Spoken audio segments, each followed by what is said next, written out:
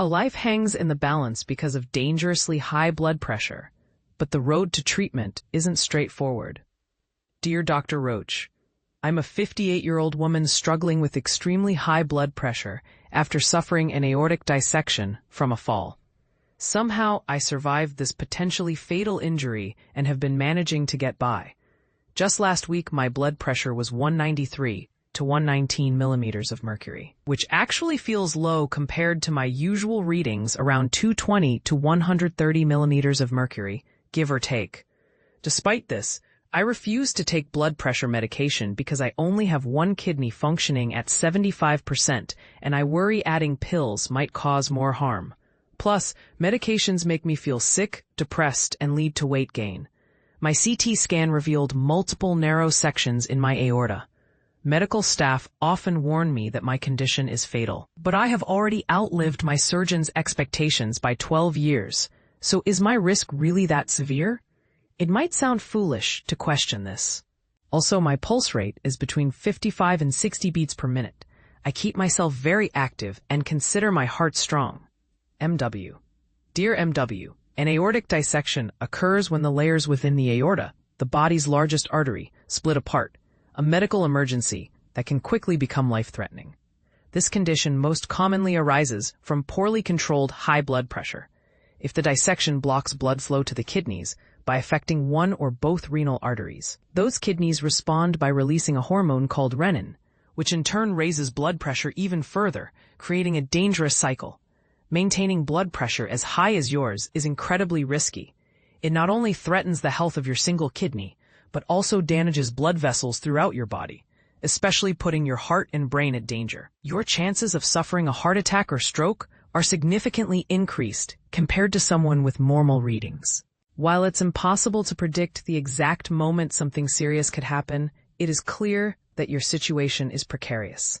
The good news is that with careful adjustment and patience, your healthcare team can likely find a blood pressure treatment plan tailored to provide strong protection for your heart, kidneys, and brain, while minimizing unwanted side effects.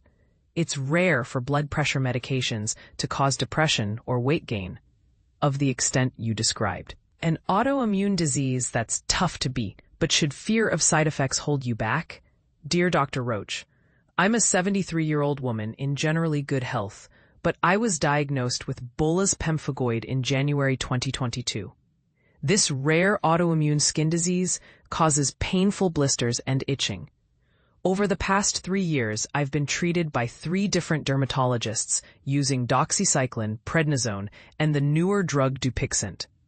Unfortunately, the only medication that has provided relief is prednisone.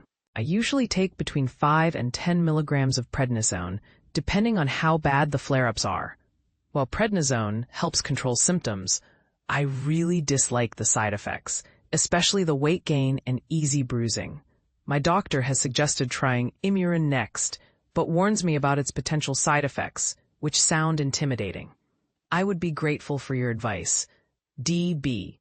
Dear DB, you are correct that Bullous Pemphigoid is an uncommon autoimmune condition causing blistering, most often seen in older adults. Your treatment so far has followed standard medical guidelines, starting with doxycycline and prednisone.